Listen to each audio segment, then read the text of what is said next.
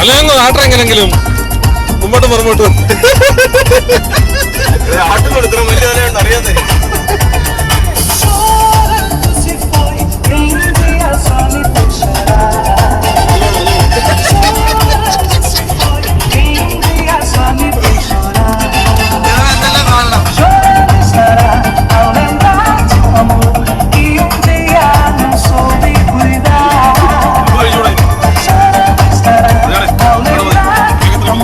Upload ചെയ്യാം.